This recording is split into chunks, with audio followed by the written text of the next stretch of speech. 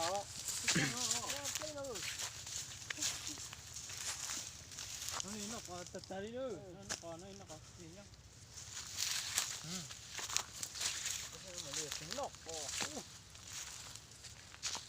Nó có chúng nó nho nho.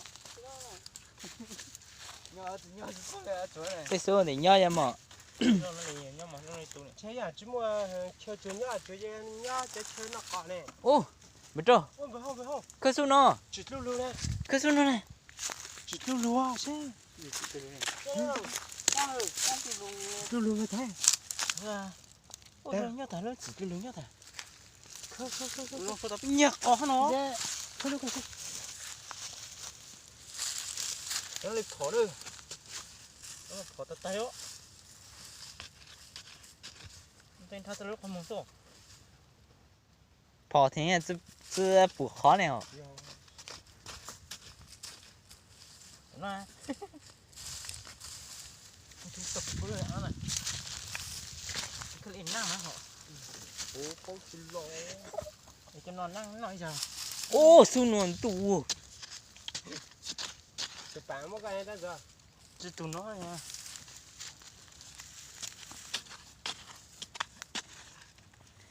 nó bị khơi chúa Nó với một nhà có đó. nhạc con là khơi chúa liu Chúng ta bỏ thấy nhà có được chẳng là. Có chúng ta đố cũng là trong núi ra. Tự ra.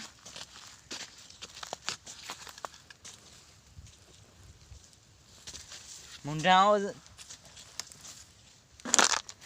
Sao thì ra bỏ. này cái nào không cái nào Nó khăn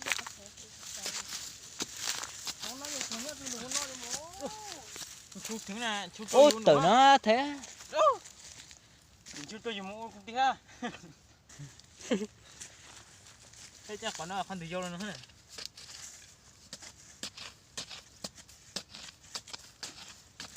Thế chú khó là có sao po. sợ đấy nó không thể nhớ Nó thì nó khó. Ô, thằng mơ có gì nhỉ? Cái này có. lăn rồi số nó vừa nhau lăn rồi ô số nó nhau chứ Khoan tông lúc con ấy. này lúc khó nên Tôi có khát cho nó này.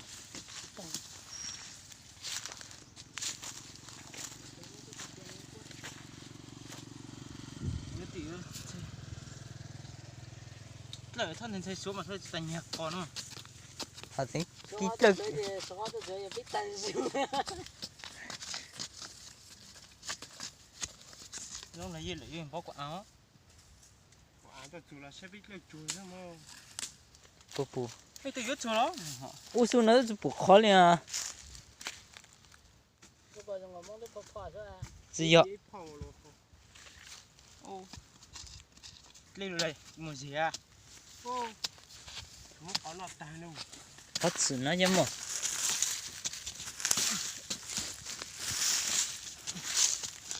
Ở trong có nó nói chuyên chú lên.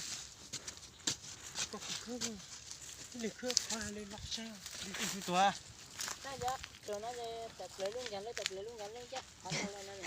Đây là phụ trợ thế thì nó sao? Ô, xài chi nhớ nói rồi có luôn. món tí lệ Nhớ biểu cho bự cá có sao?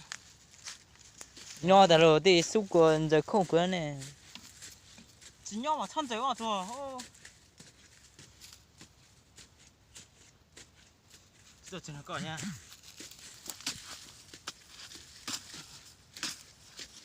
rồi luôn nó Chỉ cho con gỗ. thật sự nó tôi biết coi Có khó tí tức tới. Có khó đấy à? Ô. Này, chúng ta cứ coi nha. Nè. Nếu mà một chú nhau Nè. mà chú tỏ đó. họ nó ta à Bà đang rồi hả? chứ không lúa có nha Nó tao có hả? Nó tao có hả? ôn giấy nó có Cho nên mà nó có lên cho tiền sẽ chỉ đi cho cá có cá hay một cái này. Cái cá này, cá gì thế? ô sản thì su nó chỉ nhóc khó coi chứ khó chịu là vào đây à ấp lên tông thành này hả khó chịu là vào đây à cái nó thật lo thằng ông sang này dùng ngồi nhớ in dấu nữa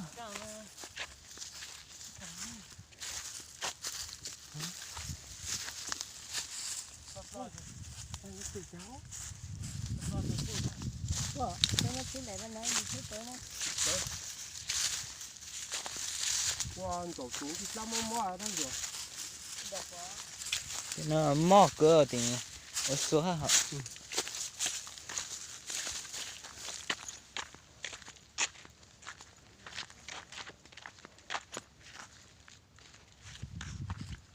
cho tôi sửa thắt sửa lấy tí cái cái thằng sửa này lại chọc qua cho sao hả nhau hồn nó lấy lô nó là chắc chắn nhau thôi chứ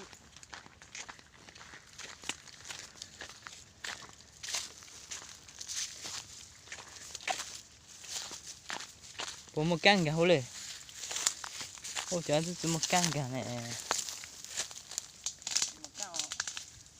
mua mấy số tụ đủ ô nó sẽ một khó đỡ húng đã chẳng phải nhau phát luôn nên cái cái này thấy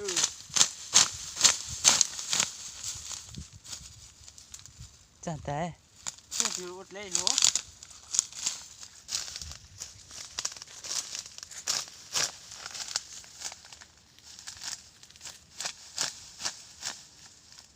cái cha mình cứ tin đứa này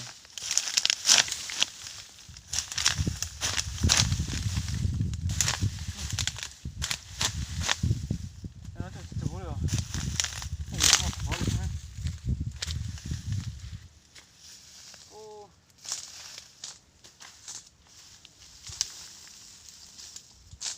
ô nhà tí lại tụ có khá là tôiจะปูtờ lên xem mà tàu công ty này đểปูkhá là vào chứ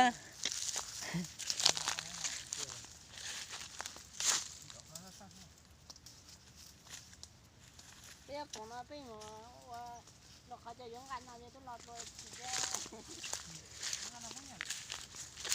bây giờ còn cái đơn đi cho nó biết mua rồi tự nhiên là cái giá bây giờ giống anh tôi lọt rồi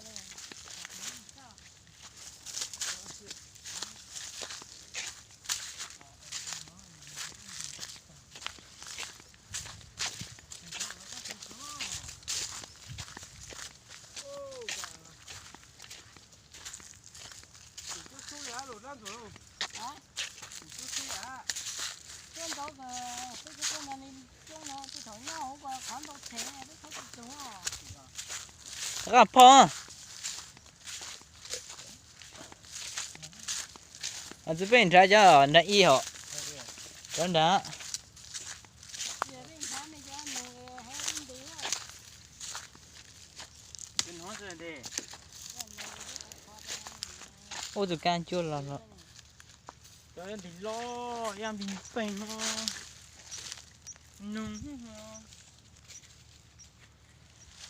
chút bữa đêm mà mua thì mua số ở đâu đâu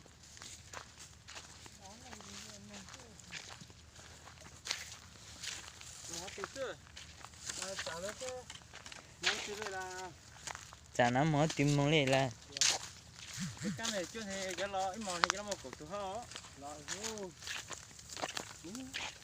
tôi chờ chơi mà chơi nuôi lại từ sữa tới lọ mà tôi tí lực tới được xuống ô một chiều là sát ba chặt chịu đâu bên làm biển sao hơn biển nha thì thằng hôm nay ừ biển hôm nay lúc hôm nay cạp nữa để bơi mấy phút để bơi đấy nhé cả sân nha ừ đi bình thường ra một cái này này ngồi xem in luôn tôi đặt cái trắng lâu con này một thanh hô là hơn là một tiếng được chỗ có thể trắng tôi chỉ giờ tại tiền bây giờ phú không nhiều có một lát tặng bây giờ số chút này biết sao nó chúng ta đúng chưa cái này mua chả mua chả một căn đó tan rồi tụi nó rồi giá là được rồi. Chẳng nó tăng hay là ít làm bớt lì bớt lịch làm nữa đấy. Nó mới khai là nó phải hỏi hết. Yêu, một cứ đang ăn phở thế. Yêu, tôi đi nữa. Lo nổ hai đấy. nhỏ đi thế là hả? Nhau liền. Ta mới hỏi cơ giờ. Tay khó khởi nên phải liền. Thì tôi phò khởi cả khởi đi nu đó. Anh tôi bữa đang bùa em, tôi bữa chắc chắn Đây nó. tôi phải lấy chắc chắn này đã, ngồi nhoi khởi này, tại tôi đã phò lên thân rồi. Khởi khởi. Thế này rồi. Đúng rồi kìa. Tử á, Tao để thế gì cơ. tôi hả có đấy. Khó léo. Cái tập 3 thì như vậy nó hơi. Ô nó mà đi nhót tao mà. Rồi bây giờ xuống nó lo mà ta là cho bây lulu. Nó lên gì nè. Thôi là dễ chứ. Thì quên tí có thì tí su. Bữa đang đặt khơi Khó rồi trong đấy. chỗ khơi đôi nu là Đây tôi phải lên đun chúa.